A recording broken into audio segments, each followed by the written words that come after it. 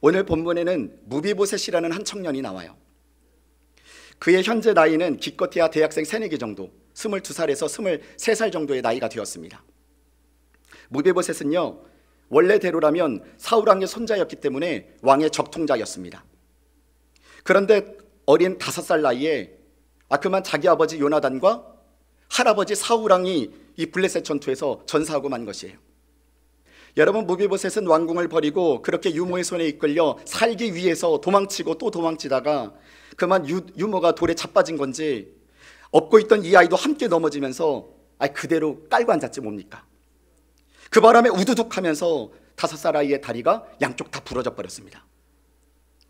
도피하는 중 그렇게 뼈가 붙기도 전에 그만 불구가 돼버리고 말았어요. 장애인이 되었습니다. 그렇게 겨우겨우 도망친 곳은 이 로드발이라는 땅이었는데요, 로드발의 뜻은요, 목장이 없다, 그리고 황무지라는 뜻이에요. 앞에 보더라도 정말 황무지 같은 땅이죠. 그곳의 이름에 걸맞게 자신이 살던 화려한 왕궁은 이제 온데간데 없고 황량하게 그지없는 곳에 자신이 지금 도착해 있는 게 아니겠어요? 이제 이전과 전혀 다른 인생이 그에게 기다리고 있었습니다. 그는 거기서 유년 시절과 청소년 시절을 우울하게 보내게 돼요. 그래요, 여기 자녀를 키운 부모님이 있다면 공감이 안 될 수도 있겠네요. 내 아이는 다리가 멀쩡하니까요. 내 아이는 너무나 이쁘게 집에서 따뜻한 쌀밥 먹으면서 공부하며 잘 자라고 있으니까요. 그런데 여러분, 우리가 생각하는 것과는 달리 아이들의 마음속은 그리 행복하지가 않아요. 왜냐하면 그의 마음속이 이 대한민국 입시라는 로드발에 갇혀 살기 때문이죠. 여전히 두 발을 저는 무비보셋처럼 초딩들도 학교, 학원, 집, 공부밖에 없어요. 학원을 5개나 다닌대요. 불시에 닥친 이 블레셋 전쟁같이 고3들에게는 입시라는 전쟁이요, 청년들에게는 이 취업이라는 전쟁이요, 결혼할 자금이 없대요. 지금도 언제 끝날지 모르는 이 공무원 시험에 머리를 파묻고 나홀로 싸우는 청년들도 의외로 많아요. 도망치듯 벗어나보려 하지만 여전히 제자리예요.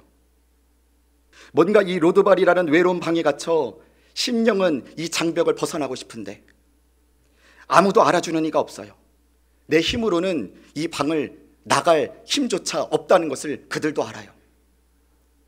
그래서 이것저것 시도해보지만 여전히 황무지 같은 그곳을 벗어날 수는 없는 것입니다. 이런 마음이 공감이 되세요? 그러나 여러분, 아직 우리에게 희망이 있습니다. 아직 소망이 남아있어요. 하나님이 오늘 이곳에 우리를 불러주신 이유, 오늘 말씀을 통하여 우리에게 문제의 실마리를 풀 수 있는 키를 주신다고 약속하십니다. 여러분, 오늘 그 무비보셋을 아들로 입양한 한 사람이 나와요. 그가 바로 다윗 왕입니다. 도대체 다윗은 어떤 마음으로 그를 입양하려 하는 것일까요? 그 마음이 저와 여러분에게도 동일하게 부어지기를 소망합니다. 다윗은요, 은혜와 진리가 자신의 영혼에 꽉 찬 사람이었습니다. 먼저 내 자녀를 대하기에 앞서 부모님들이 갖춰야 될 요건이 있다면 첫째, 은혜와 진리가 내 영혼에 꽉 찬 사람이 되어야 된다는 것입니다. 여러분, 다윗은 그간 받은 은혜와 진리가 차곡차곡 자신의 기억 공간 속에 머물러 있었어요.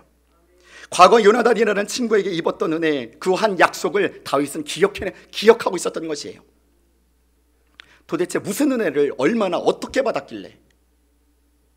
카메라의 앵글은 이 친구와의 은혜의 장면을 옮깁니다. 자기 아버지인 사울왕은 늘 다윗왕을 죽이려고 해요. 사울의 아들이었던 요나단은 이러한 사실들을 늘 친구인 다윗에게 귀뜸해줘서 그때마다 죽음을 피할 수 있게 해줬습니다. 심지어 요나단은요, 자기 아버지 사울왕에게 다윗을 제발 죽이지 말아달라고 설득까지 합니다. 다윗은 그렇게 전심으로 응원해주고 격려해줬던 이 친구 요나단의 이 사랑을 똑똑히 기억하고 있었어요. 요나단은 죽기 이전 다윗과 이런 약조도 합니다. 친구야, 그러나 너 한 가지만 약속해줘. 혹 내가 블레셋 전투에 죽는다 해도 내 자녀들과 자손들만큼은 끝까지 지켜주겠다고 말이야. 다윗은 20년 전 요나단과 했던 그 약속을 지금 지키기 위해 지금 사울 집안의 수소문에서 남은 자를 찾고 있었던 것이에요.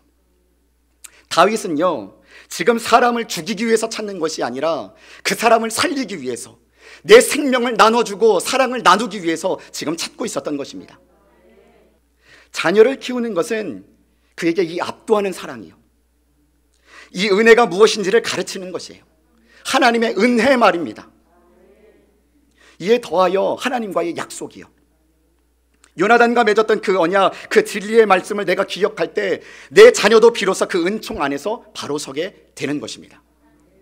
내 영혼에 그감받은 은혜와 진리의 말씀이 꽉 차 있을 때 말이죠. 다윗의 첫 마디는 그의 이름을 불러주는 것이었어요. 그를 인격체로 대해주는 것이었습니다. 존귀한 존재, 소중한 존재 말입니다. 여러분, 두 번째, 우리 부모님의 자녀를 향해서 꼭 명심해야 할 것은요, 여러분, 자녀들은요 하나님께서 우리에게 보내주신 귀한 손님입니다. 다시 세상으로 돌려보내야 할 때가 반드시 와요. 그것을 망각하고 내 아이에게 뭔가 구속하고 내가 지켜주려 하는 순간 그 손님은 집에서 나가는 것입니다. 그의 아픔도 기쁨도 함께 공감하는 인격체로 옆에 있어주는 것, 여러분, 이게 진짜 가족인 것입니다. 그렇게 여러분들의 자녀가 귀한 손님 되기를 간절히 소망합니다. 여러분, 세 번째, 부모가 자녀에게 가르쳐 주어야 할 것이 바로 이것이에요. 무서워하지 말라. 이처럼 전능자의 그늘 아래 거하는 법을 알려주는 것입니다. 다시 말해 예배의 누림, 가정의 누림 말입니다. 나의 자녀여, 이 예배 시간에 와서 이곳에서만큼은, 내 앞에서만큼은 너의 복잡한 생각을 내려놓고 마음 푹 놓아라. 너무 염려할 것 없다. 너무 두려워할 것 없다. 여러분, 이것이 복음인 것입니다. 이것이 이 시간 우리를 향한 하나님의 음성이라고 하셔요. 다윗은 그 은혜와 약속으로 인해 무비보셋을 자신의 진짜 가족의 한 사람으로 지금 받아들이려 하는 것입니다.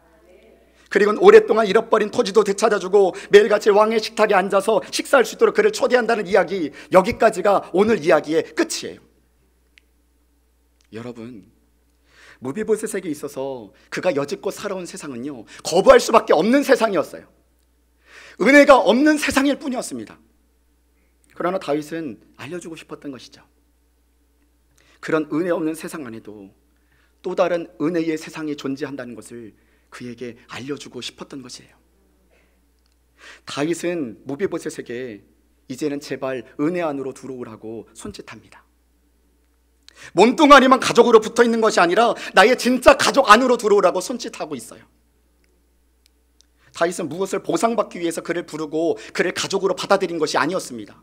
한 아이의 아버지로서 그를 은혜 있는 새로운 세상으로, 하나님 나라의 당당한 자녀로 그를 초청한 것입니다. 여러분의 눈에는 이 세상이 은혜 없는 세상같이 보일지 모르겠지만, 은혜 없는 세상만 있는 것이 아니라 은혜 있는 또 다른 세상이 있다는 것을 하나님 아버지는 우리에게 알려주고 싶어 하시는 것이에요. 그것이 우리 믿는 사람들의 가정이 되어야 하는 것입니다. 할렐루야! 진짜 가족 말입니다.